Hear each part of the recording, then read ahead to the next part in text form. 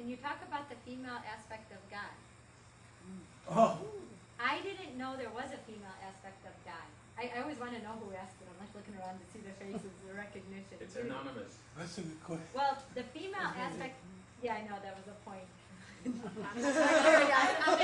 curious, I want to know everything. That's a very good question. It is a really. good question because I realized there was a female aspect of God.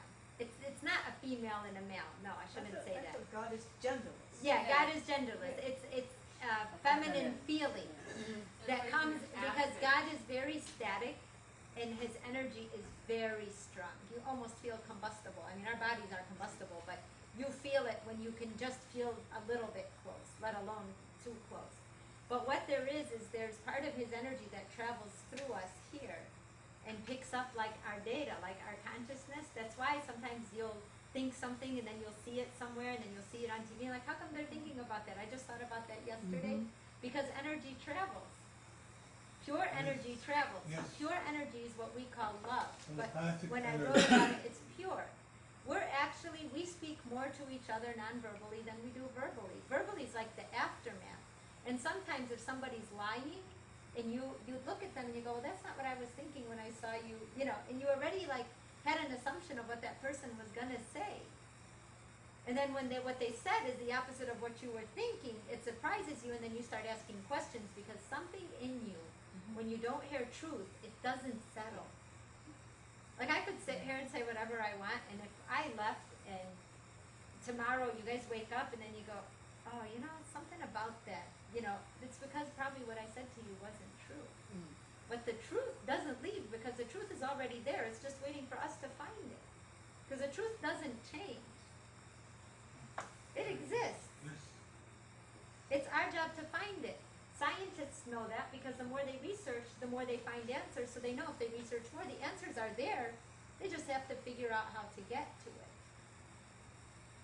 That's what Christ told me about objective learning. Is when this presence, this female, for lack of a better word, the feminine part of God that flows through us. It's that gentle rush that once in a while we feel and we're like, oh, what just happened? Our cells completely change in 7 years. So even people who say, I don't want to change, they will change over 7 years of time, at least cellularly.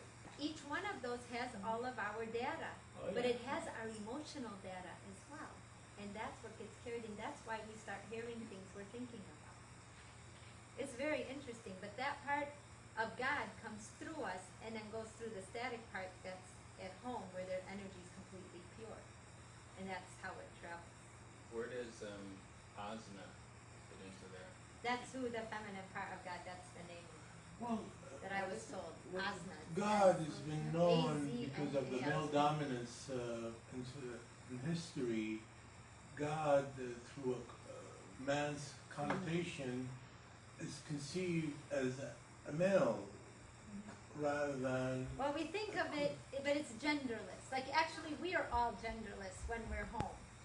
When we are home, we need to have genders. We came here for certain challenges. Soul has no gender. The soul has is no energy, gender. it's Yeah. energy.